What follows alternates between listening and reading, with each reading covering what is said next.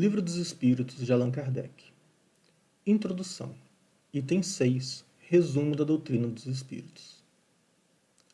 Os seres que se manifestam designam-se a si mesmos, como dissemos, pelo nome de espíritos ou gênios, e dizem, alguns pelo menos, que viveram como homens na Terra. Constituem um mundo espiritual, como nós constituímos, durante a nossa vida, o mundo corporal. Resumimos em poucas palavras os pontos principais da doutrina que nos transmitiram, a fim de mais facilmente responder a certas objeções. Deus é eterno, imutável, imaterial, único, todo-poderoso, soberanamente justo e bom. Criou o universo, que compreende todos os seres animados e inanimados, materiais e imateriais. Os seres materiais constituem um mundo visível ou corporal, e os seres imateriais, um mundo invisível ou espírita, ou seja, dos espíritos. O mundo espírita é um mundo normal, primitivo, eterno, pré-existente e sobrevivente a tudo. O mundo corporal é secundário. Poderia deixar de existir ou nunca ter existido, sem alterar a essência do mundo espírita. Os espíritos revestem temporariamente um invólucro material, perecível, e sua destruição pela morte os devolve à liberdade. Entre as diferentes espécies de seres corporais, Deus escolheu a espécie humana para a encarnação dos espíritos, que chegaram a um certo grau de desenvolvimento, o que lhe dá superioridade moral e intelectual ante as demais. A alma é um espírito encarnado, e o corpo apenas o seu invólucro. Há no homem três coisas. Primeiro, o corpo ou ser material, semelhante ao dos animais e animado pelo mesmo princípio vital. Segundo, a alma ou ser imaterial, espírito encarnado no corpo. E terceiro, o laço que une a alma ao corpo, princípio intermediário entre a matéria e o espírito. O homem tem assim duas naturezas. Pelo corpo, participa da natureza dos animais, dos quais possui os instintos. Pela alma, participa da natureza dos espíritos. O laço ou perispírito, que une o corpo e espírito, é uma espécie de invólucro semimaterial. A morte é a destruição do invólucro mais grosseiro. O espírito conserva o segundo, que constitui para ele um corpo etéreo, invisível para nós, no seu estado normal, mas que ele pode tornar acidentalmente visível e mesmo tangível, como se verifica nos fenômenos de aparição. O espírito não é, portanto, um ser abstrato, indefinido, que só o pensamento pode conceber. É um ser real, definido, que em certos casos pode ser apreendido pelos nossos sentidos da vista, da audição e do tato. Os espíritos pertencem a diferentes classes, não sendo iguais em poder nem em inteligência, saber ou moralidade. Os da primeira ordem são os espíritos superiores, que se distinguem pela perfeição, pelos conhecimentos e pela proximidade de Deus, pela pureza dos sentimentos e o amor do bem. São os anjos ou espíritos puros. As demais classes se distanciam mais e mais dessa perfeição. Os das classes inferiores são inclinados às nossas paixões, o ódio, a inveja, o ciúme, o orgulho, etc. E se comprazem no mal. Nesse número, há os que não são nem muito bons, nem muito maus. Antes, perturbadores e intrigantes do que maus. A malícia e a inconsequência parecem ser suas características. São os espíritos estouvados ou levianos. Os espíritos não pertencem eternamente à mesma ordem. Todos melhoram, passando pelos diferentes graus da hierarquia espírita. Esse melhoramento se verifica pela encarnação, que a uns é imposta como uma expiação, a outros como missão.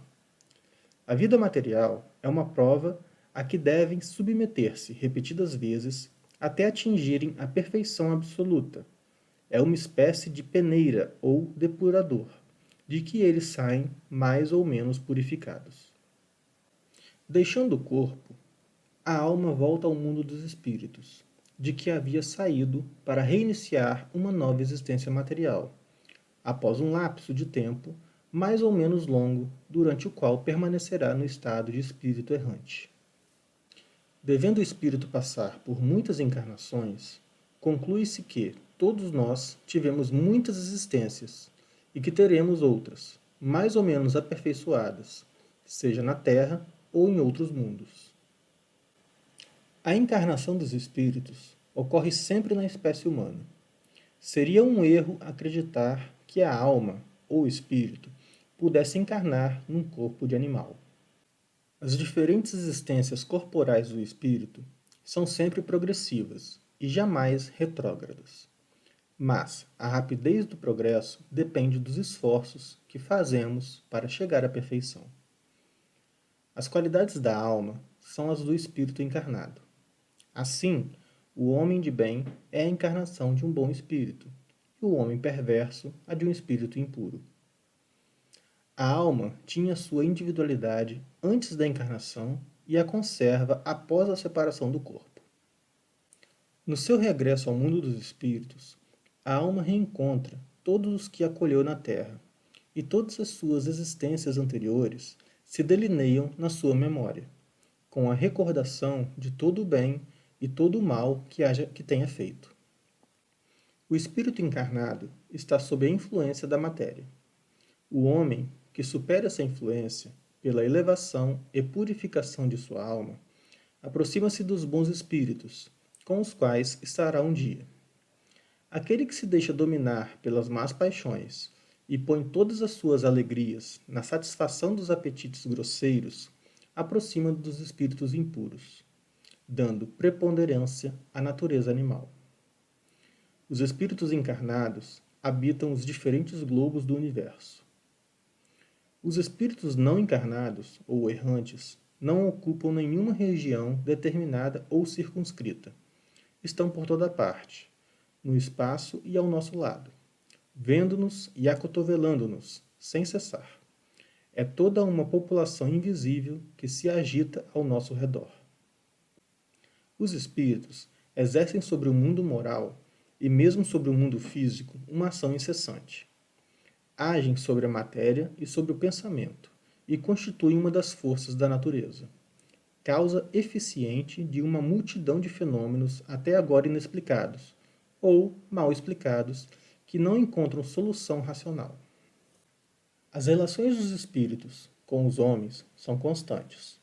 Os bons espíritos nos convidam ao bem, nos sustentam nas provas da vida e nos ajudam a suportá-las com coragem e resignação. Os maus nos convidam ao mal. É para eles um prazer ver-nos sucumbir e cair no seu estado. As comunicações ocultas verificam-se pela influência boa ou má que eles exercem sobre nós sem o sabermos, cabendo ao nosso julgamento discernir as más e boas inspirações. As comunicações ostensivas realizam-se por meio da escrita, da palavra ou de outras manifestações materiais, na maioria das vezes através dos médiuns que lhes servem de instrumento. Os espíritos se manifestam espontaneamente ou pela evocação. Podemos evocar todos os espíritos, os que animaram homens obscuros e os dos personagens mais ilustres, qualquer que seja a época que tenham vivido. Os de nossos parentes, de nossos amigos ou inimigos, e deles obter, por comunicações escritas ou verbais, conselhos, informações sobre a situação em que se acham no espaço, seus pensamentos a nosso respeito, assim como as revelações que lhes seja permitido fazer-nos. Os espíritos são atraídos na razão de sua simpatia pela natureza moral do meio que os evoca. Os espíritos superiores gostam das reuniões sérias, em que predominam o amor do bem e o desejo sincero de instrução e de melhoria. Sua presença afasta os espíritos inferiores, que encontram, ao contrário, livre acesso e podem agir com inteira liberdade entre as pessoas frívolas ou guiadas apenas pela curiosidade, e por toda parte onde encontrem maus instintos. Longe de obtermos bons conselhos e informações úteis desses espíritos, nada mais devemos esperar do que futilidades, mentiras, brincadeiras de mau gosto ou mistificações, pois frequentemente se servem de nomes veneráveis para melhor induzirem ao erro. Distinguir os bons e os maus espíritos é extremamente fácil. A linguagem dos espíritos superiores é constantemente digna, nobre, cheia da mais alta moralidade, livre de qualquer paixão inferior. Seus conselhos revelam a mais pura sabedoria e têm sempre por alvo o nosso progresso e o bem da humanidade. A dos espíritos inferiores, ao contrário, é inconsequente, quase banal e mesmo grosseira.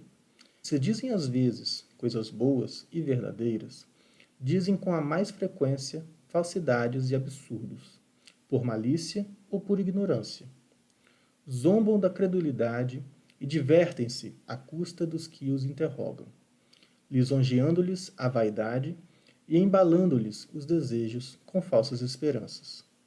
Em resumo, as comunicações sérias, na perfeita acepção do termo, não se verificam senão nos centros sérios, cujos membros estão unidos por uma íntima comunhão de pensamentos dirigidos para o bem. A moral dos espíritos superiores se resume como a do Cristo, nessa máxima evangélica. Abre aspas. Fazer aos outros o que desejamos que os outros nos façam. Fecha aspas. Ou seja, fazer o bem e não o mal. O homem encontra nesse princípio a regra universal de conduta, mesmo para as menores ações. Eles nos ensinam que o egoísmo, o orgulho, a sensualidade são paixões que nos aproximam da natureza animal, prendendo-nos à matéria. Que o homem que, desde este mundo, se liberta da matéria pelo desprezo das futilidades mundanas e o cultivo do amor ao próximo, aproxima-se da natureza espiritual. Que cada um de nós deve tornar-se útil segundo as faculdades e os meios que Deus nos colocou nas mãos para nos provar que o forte e o poderoso devem apoio e proteção ao fraco, porque aquele que abusa de sua força e do seu poder para oprimir o seu semelhante viola a lei de Deus. Eles ensinam, enfim, que no mundo dos espíritos nada pode estar escondido. O hipócrita será desmascarado e todas as suas torpezas reveladas. A presença inevitável e incessante daqueles que prejudicamos é um dos castigos que nos estão reservados. Ao estado de inferioridade e de superioridade dos espíritos correspondem penas e alegrias que nos são desconhecidas na Terra. Mas eles nos ensinam também que não há faltas irremissíveis, que não possam ser apagadas pela expiação. O homem encontra o meio necessário nas diferentes existências, que lhe permitem avançar, segundo o seu desejo e os seus esforços, na via do progresso, em direção à perfeição, que é o seu objetivo final.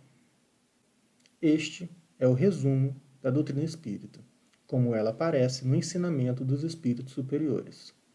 Vejamos agora as objeções que lhe fazem.